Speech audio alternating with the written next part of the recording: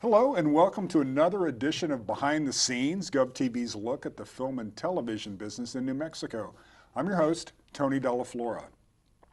Unless you were living on the moon, it was hard to miss the recent news that streaming giant Netflix will locate its production headquarters in Albuquerque.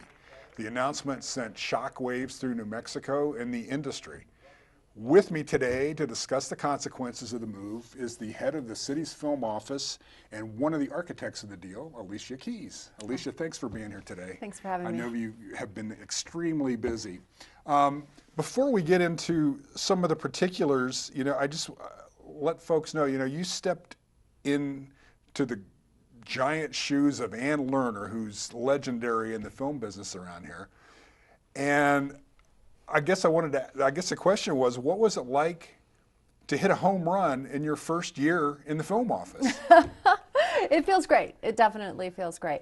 When I got into the office in April, I looked around just to see what assets we had in Albuquerque. And I had always been very confused about Albuquerque Studios. I had heard that it had been in bankruptcy. I had heard that it was for sale. And so I just started sniffing around and saying, what's going on up there? How can we get that facility at full capacity?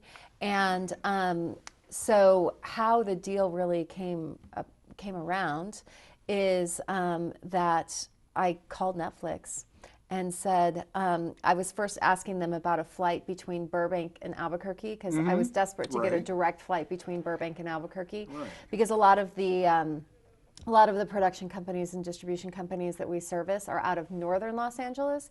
And so getting on the 405 down to LAX can take like 2 hours. And I used to be a Disney executive, and so I remember always wanting to fly out of Burbank. And so I called Netflix to say, how many executives, how many cast members are you pushing back and forth? And it happened to be Jason, who was working there, Jason Harrington, who used to manage Albuquerque Studios. And we had a relationship. And I said, well, so now that we're done with the airport conversation, why don't you buy Albuquerque Studios? And you said that. Yeah, and he was like, well, we've looked at it, but we would need a few things done. We would need city and state support, and we would also, there were a few other things that needed to be accomplished. So I said, okay, I'm gonna start piecing together this. And he's like, great. He knew it's a world-class facility. He knows the facility, and so he was super happy and ready to hop on board and make it happen. So now I understand this started within just a few days after you took over in the office, right? Yeah, it really did. And this was the first brilliant idea you came up with? Well, I thought the flights was the more brilliant idea at the time, but I guess, this was the first one that hit. And so how did it work from there? You planted this idea in their head, and what happened after that? So I called Nick Maniotis with the State Film Office, and then reached out to Matt Geisel and Keith Gardner, who is the Chief of Staff for the Governor. And they were in Taiwan at the time, and Keith was like, great, meet me on Tuesday, Bernalillo, breakfast at the range, and that's where the deal was hashed out between the city and the state. And it was fantastic. I mean, it was very collaborative with them, and it still continues to be very collaborative. And the state and the city both really stepped up. And it took how many months to finally iron so I out would all the say details? We started in April, and 5 months. 5 months to do everything, which is fast. I get that. Having worked in the movie business, that's really fast. That's great. And the linchpin was the studio, or I mean, what was the main point that you had to kind of iron out, or details? There were a few points that I can't comment about. Just stuff that they needed help with. Okay. Well, I want to get into some more of that stuff, but for folks who don't know what this deal is, let's talk about some of the particulars. What exactly is the deal? How long is it? How much money are they going to spend here? Right. So Netflix is purchasing Albuquerque Studios, and it's going to be their home away from home is what they've labeled it. And they're going to spend $1 billion within the next 10 years on production spend. Okay. Now, there was the term that kept coming up called direct spend. Right. What does that mean for the layperson? So direct spend versus indirect spend is, the direct spend is the amount of money in production spend that is Netflix product versus third-party product. So they don't want to kick anyone out of the studio that already had a contract. So let's say Sony is going to produce something at Albuquerque Studios and they already have a contract to do that in January, then that would be indirect spend just because it's not a Netflix produced and cash flowed product. Okay. And what do we mean by indirect spend? So that would be the third party. So that would be third Okay. party product, yeah. And then the direct spend is their product. And they have an obligation to at least keep $75 million of production in there each year. Okay. All right. So there's some modicum of amount being spent there. Okay. Now, there was a number of jobs promised for this. Tell me about that. Right. So when you work with LEDA funds, it's predicated on the amount of jobs. So it's hard when a production company comes in and says, I'm going to spend $1 billion. How do you actually equate that to jobs? And so Matt, actually from the Economic Development Department at the state, had a formula that he put this through. So it's roughly $162,000 equals one full-time employment job. And it's also, when you think about the film industry, so these crew members, they're on a set in production on a television show for 7 months, or if it's a film, it could be 45 days, but then they term off. Mm-hmm. And because they're working 14 to 16, sometimes 16 hours a day. So then they have a few weeks off or a few months off, and then they go on to the next show. So when you're equating it to just somebody who works as a bank teller, it's harder because it is full-time employment, but it's not necessarily every single day, 8 hours a day type of thing. Right. Yeah. So yeah, that's what I wanted to explain. It's not 1,000 people sitting in an office No. all year. It's 1,000 crew members. Because each production is its own sort of entity. Exactly. So I guess full-time equivalent would be that. Right. 1,000. Yes. Enough hours to account for 1,000 people working full-time over the course of a year. Right, Okay. exactly. And let's talk a little bit about the incentives that the city provided. Right. And the state. Right. So yes, the city came in for $4.5 million, and the state came in for 10. Okay. And the 10 from the state are similar to the LEDA funds, or what? Yes. Okay. Yes. I can't speak to that directly because I don't work for the state, but yes, it is very similar. Okay. Okay. Some of that money, or all that money, is going for the actual purchase of the studios, or? Right. It can be used for the purchase of the studios. Yes. Okay. All right. Now, one thing I wanted to mention, just because somebody brought this up on my Facebook feed, the city did not have any money invested in the studios, at least originally. That was paid for by union funds and banks and stuff, Exactly. right? So whatever, what I've read is there's going to be a loss on the, Netflix is getting a good deal on the studio. It's not anywhere what it was, what the total cost for construction was. Well, I can't comment on what the purchase price of the studio is, so I don't know if if it's a good deal or not a good deal. I think it's a great deal for Albuquerque. Right. So, but I don't know actually what it costs to build that facility. Okay. But again, the city's not losing any money on this transaction. That's the key thing. So what are there is money being put in, taxpayers' money. What are the safeguards built around this plan? Right. We have clawbacks if they don't perform or if they miss those numbers. And then we also have a yearly review process to make sure that they're on track. Okay. Is that going to be one of your jobs, or is that somebody else's? It's someone in economic development. Actually, it's probably going to be our Deputy Director, Deirdre Firth. Oh, okay. Yeah. Okay. She'll be busy. Yeah, she will be busy. She was instrumental in helping put the deal together, so she knows exactly how the details work on it. Great, great. As I understand it, I've been doing a little research. There was some competition to land this. That there were some other cities that were in consideration for this? No, not that I know of. Oh, really? Okay. Yeah, Okay. not that That's I what know I get of. for reading Variety. Just because we went out to Netflix and said, why don't you guys purchase this? And they said, yeah, great. And so it wasn't like, oh, well, we're thinking about going here or there and you have to win our business. They were very honest and open and humble and genuine the whole time, and they weren't bidding us up against anybody. They just said, this is what we need to make it happen, and we said, okay, great, let's go see if we can make it happen. Wow, okay. Now, to be really clear, this is the first studio in North America that Netflix will own. They have other places they do production. They lease out other facilities, yes. So that seems to be a pretty important aspect of this, that they're the actual owner of this. It is. It's a big deal for them and for us. Okay. And the only, as I understand, the only other studio they own is in Spain? Is it? I do believe, yeah, they did the Spain deal right before they closed New Mexico. Great. So I'm assuming the fact that they were already doing shows here, Godless and Longmire and a whole list of stuff they'd already been doing, that must have factored in to them wanting to come here. Oh, absolutely. They knew our crews. They knew the area. They knew about the incentive. So they had done 6 shows prior to this deal. And the incentives really came into place in 2002. So it's been 16 years of us preparing for this moment, and for, you know, legislators and administrators and the public being supportive of this industry in order to get this deal. Yeah. Was there any pushback anywhere on doing this? When I heard it, I thought, how could anybody ever even not want this? But you probably heard some. We haven't. We haven't had that much pushback.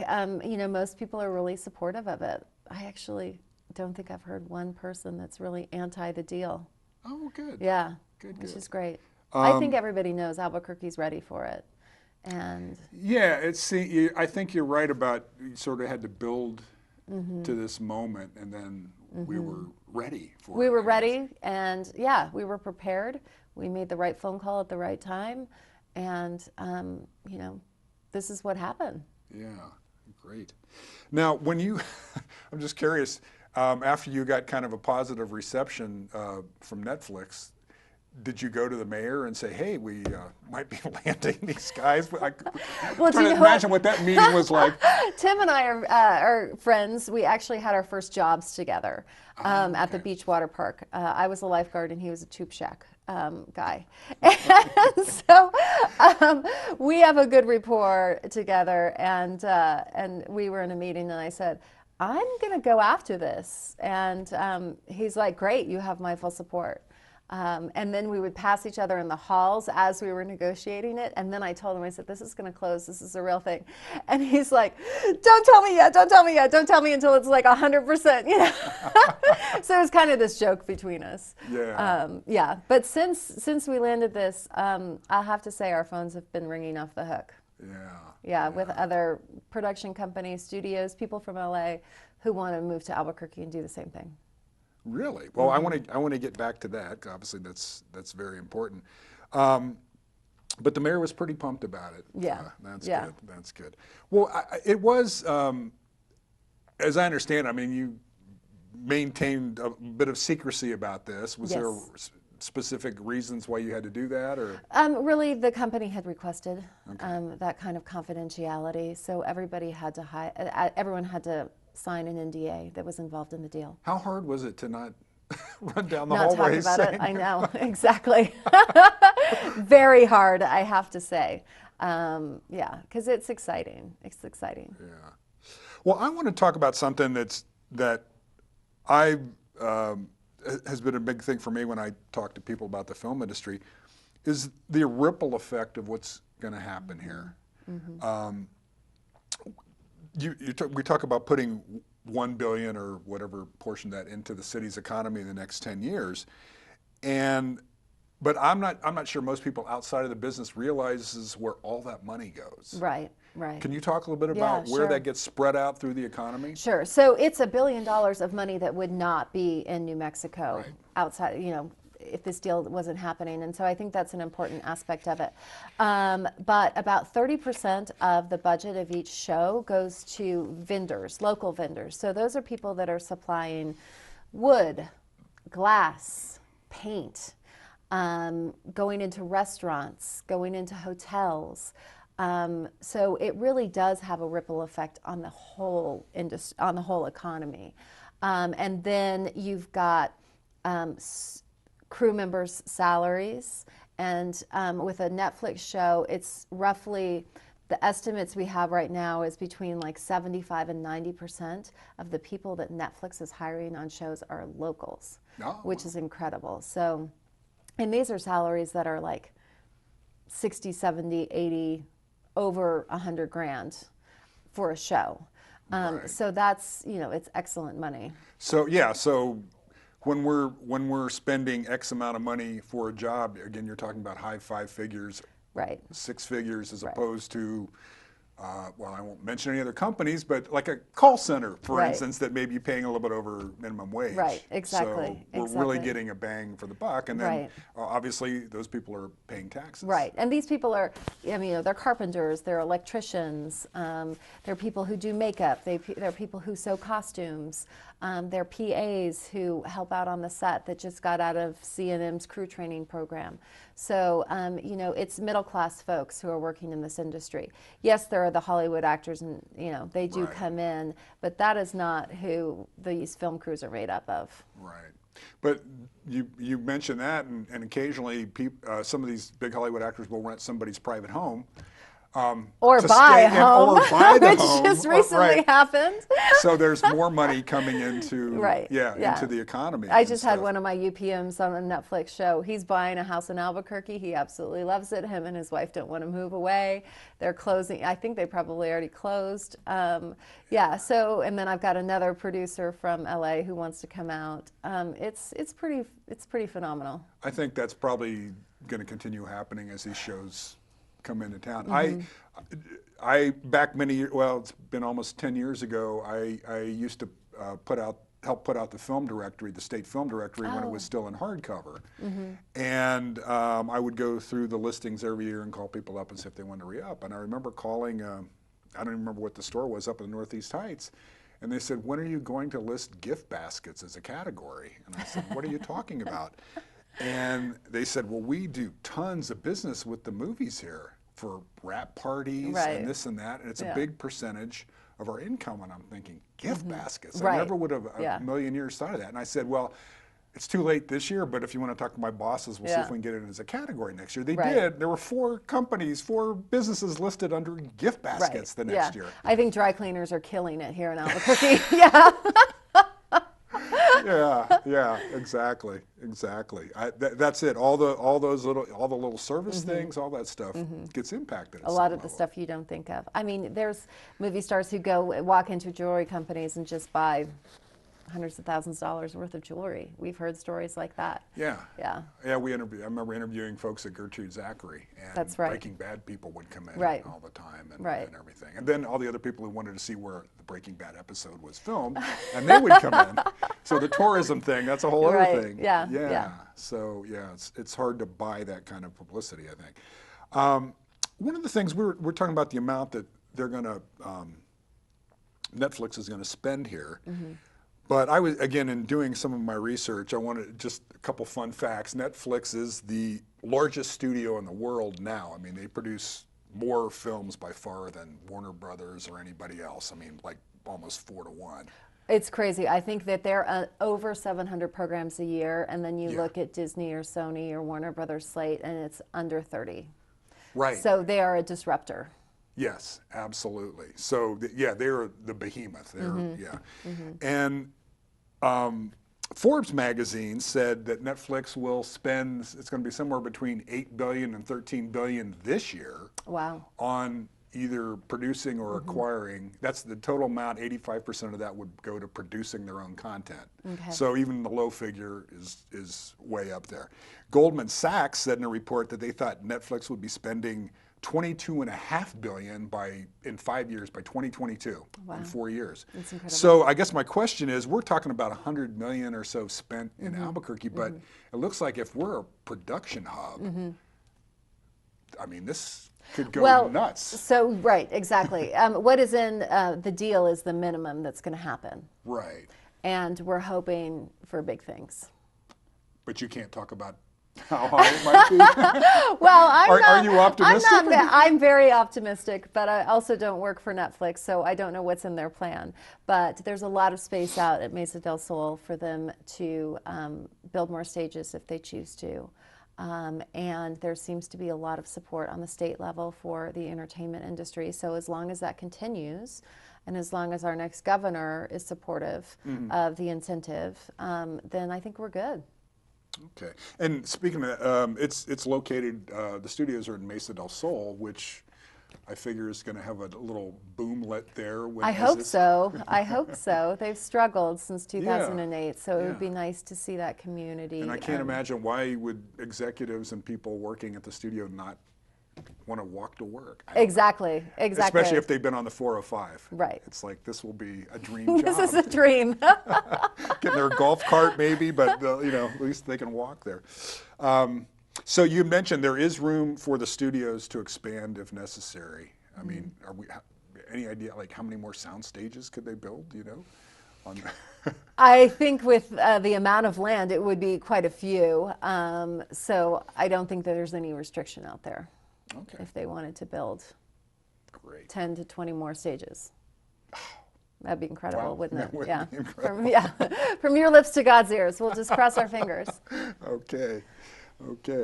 Well, speaking of studios, there was some concern expressed, if I did hear anything, was like, well, what's going to happen to the other studios, I-25, the ones in Santa Fe? How do you think they're going to be affected by Netflix coming in? Well, I-25, Rick Clemente, and also Santa Fe Studios, they've both outwardly said that it has been a boom for them already. People are already booking their stages. They're already full up. So I think it's going to be great for them. And we're already looking for creative alternatives in the sense of big warehouses for other people who want to come in here that don't have secure space already. So that's a big initiative through my office. I have people call me all the time. I have a warehouse on, 2nd Street. Right. This is how high the ceilings are, and we're either storing sets in there or we're repurposing. So we're looking for those types of spaces also. Do you think there's a chance that perhaps even another independent studio would be built, like I-25 or something like that? I don't know. I mean, it really depends on whether there's some private equity in the state in order to do that, but I would see that as a good investment. Okay. Because it seems like Albuquerque was already doing pretty well. Right. With or without Netflix, there was still business coming in pretty well. So now it's just going to have to be sort of shuffled. Well, Albuquerque Studios wasn't at capacity. And so this is going to take Albuquerque Studios to capacity and provide consistency for crews.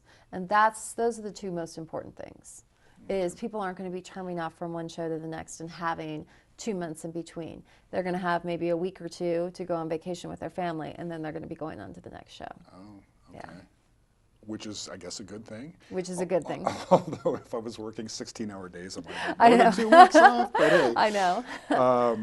Well, this is obviously a fantastic opportunity for the city and the state. What do you think, are there things the city and the state still need to do to kind of maximize this? And I'm thinking specifically of the cap on the incentives, but are there other things that we could help nurture this process a little bit? So, right. Outside of the cap, there is a $50 million cap that the legislature has on the incentive. And so we will ask the next administration to raise that. And any and all support for that would be phenomenal. In terms of what the City of Albuquerque is next focused on, is putting a crew training program in place with C&M and Netflix and other studios that might be coming here. Not because C&M already has an amazing program, and UNM has a good program also, but it's less crew based and more kind of above the line. So working with C&M to get those students through those programs with the skill sets that they need, and then getting them apprenticeships and then jobs right out of school. And so we are looking at those programs and saying, okay, is everything that needs to be done being done? Can we supplement this in any capacity? And can we provide educational opportunities for crew that already works but that needs a new skill set. Like they need to know how to work a condor. So can we give those classes? Why aren't they being given? Do we have the funding to give those classes? So we're over the next 2 months, that's really what our main focus is. How, assuming Netflix comes in here and gears up quickly, they could easily fill those studios. Right. How far are we? How equipped are we with crew members to take on all that, and how quickly do we need to ramp up? Right. So right now we have 7 shows going on in the state, and I think that a few of them I know in Albuquerque are ending this week or next week. So we only have 2 shows through the holidays, which is good, because then we can focus on what we need to do with CNM, and then I think it'll be come March we'll be rolling fast. And I think there will be people who moved from New Mexico to places like Atlanta, crew members with experience that will come back and help fill the gaps. But then also we're training fast and furiously. So have you talked any numbers, like do you need to kick out 500 new crew members in the first year? Or no, like what, we haven't. And we met with the union, and we met with the educational institutions. We haven't kicked out a number yet on that. Okay, all right. Well, if let's hope it's a big number and we catch seriously. up and do it. We had mentioned earlier, you had I think alluded to earlier, but there's since this Netflix thing happened, there's been other interests from other groups, studios. Can you talk at all about that? I think that people who shoot here, it's funny, they absolutely love it. And I think that the Netflix deal just gave a little bit of extra energy to Albuquerque, in the sense that now these studios aren't just thinking of bringing one-off films. They're thinking of Albuquerque as a home, which is a very different philosophy than what had happened before the deal. It was like, great, we're coming to Albuquerque, we're going to bring this show. Now it's like, great, we want to move this division, or we want to produce all of our content for this network here.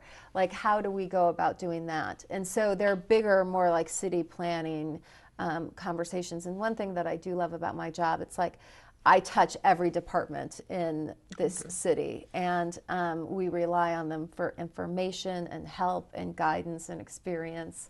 I mean, I'm calling Lawrence Rael like every other day, saying, how do I do this? Where's that? Where am I going with this? So yeah, luckily we have people like him that help us out and say, okay, we can do this, we can do that. Yeah. Yeah, well, it's a great problem to have. Yeah. So anyway, well, we have to wrap it up here, but I want to thank you again. This is Alicia Keyes with the Film Office. Are you going to get a bump in your title at least, or maybe? I don't know. I'm just happy to serve right now. Like, it's great. I walk in every morning. I'm like, what are we going to do today in Albuquerque to help people out? And when you're running a private business, it's more like, how do I help myself out? How do I sell my own thing? Sure. And this is like, what are we going to do to make people's lives better? So it's nice. It's fun. Great. Yeah. Well, Alicia, thanks for being on the show. I really appreciate it. And thank you for joining us on this episode of Behind the Scenes, and we'll see you next time.